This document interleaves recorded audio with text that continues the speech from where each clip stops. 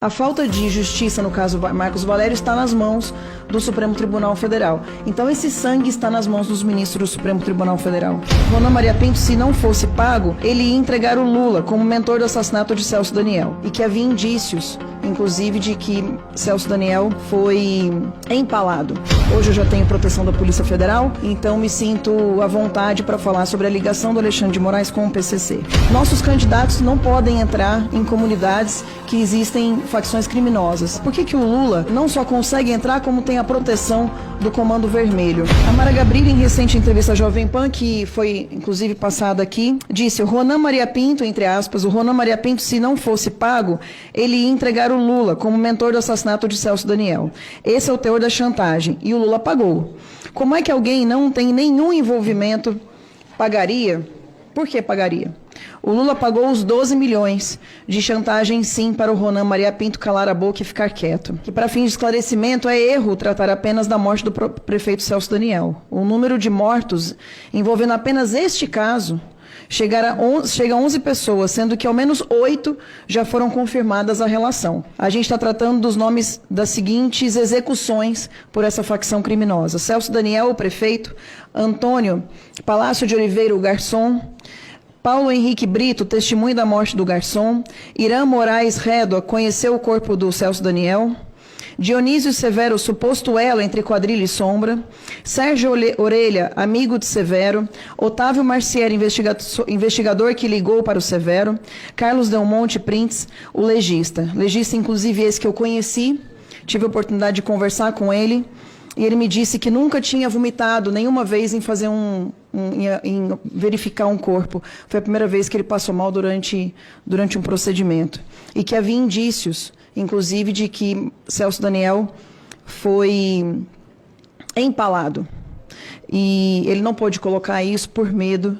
E é a primeira vez que eu falo isso publicamente. Eu acho que precisa constar. Infelizmente, a gente não vai conseguir confirmar, porque ele foi assassinado. Então, é só a ponta do iceberg. Essa série de execuções podem ter sido apenas a ponta de iceberg de um esquema gigante construído pelo Partido dos Trabalhadores.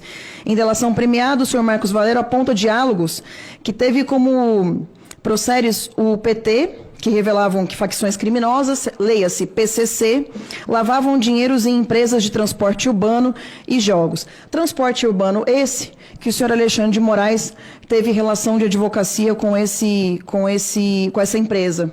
E uma vez eu falei sobre isso em uma entrevista da relação do senhor Alexandre de Moraes com esse transporte urbano que tem relação com o PCC. Em seguida que eu saí dessa entrevista, Sóstenes, eu fui abordada por pessoas, senhores, que me entregaram uma carta dizendo que eu teria que pedir desculpas publicamente, e que eu fui tentar procurar esse vídeo hoje não existe na internet, era uma entrevista que estava sendo divulgada online. Não vou falar aqui sobre onde foi, porque essa empresa também está tendo problemas, essa empresa de comunicação está tendo problemas com o Supremo Tribunal Federal. E foi abordada e disseram o seguinte: você vai publicar esse pedido de desculpas hoje ao Alexandre de Moraes e não volte mais a falar do assunto. Eu fiquei calado durante 3 anos, isso foi há 3 anos atrás, mas eu acho que é importante voltar a falar, porque, sinceramente, a gente chegou num ponto em que não dá mais para ficar quieto e aguentar essas pressões. Hoje eu já tenho proteção da Polícia Federal, então me sinto à vontade para falar sobre a ligação do Alexandre de Moraes com o PCC. E o último tema que eu gostaria de tratar é sobre o último dia, 16 de outubro. A gente teve o primeiro debate presidencial do segundo turno das eleições. Em um dado momento, o candidato Lula disse: eu sou o único candidato a presidente da República que tenho coragem de entrar em uma favela sem colete de segurança, e já não é de agora, quando era presidente eu entrava. A gente sabe qual é a razão da restrição de entradas em favelas, né? O Dr. Garuti falou aqui sobre o crime organizado, que cada vez mais, já sempre teve, mas cada vez mais tem relação com a política. Eu queria saber, Dr. Garuti, não sei se o senhor tem essa informação, mas qual é a razão dessa restrição de entrada em favelas? O senhor, como policial federal que tem contato com o crime organizado, né, da Polícia Federal. A gente, então, tem uma série de zonas de exclusão que são controladas por um Estado paralelo paralelo, que é a facção criminosa? Essa seria a minha pergunta. Uma outra questão é, no momento em que temos a Damares Alves sendo intimada a dar explicações acerca do que teria dito numa igreja, eu pergunto, o Ministério Público Eleitoral não gostaria de entender a razão de um único candidato ter o direito de adentrar as tais zonas de exclusão? E aí lembrando também do atentado do dia 17 de outubro, a última segunda-feira, uma semana, em que o governador Tarcísio esteve em Paraisópolis e foi abordado por diversos membros de facções criminosas de São Paulo. Um membro, inclusive, foi morto pela Polícia Militar. Gostaria de parabenizar a Polícia Militar pelo trabalho de proteção ao Tarcísio.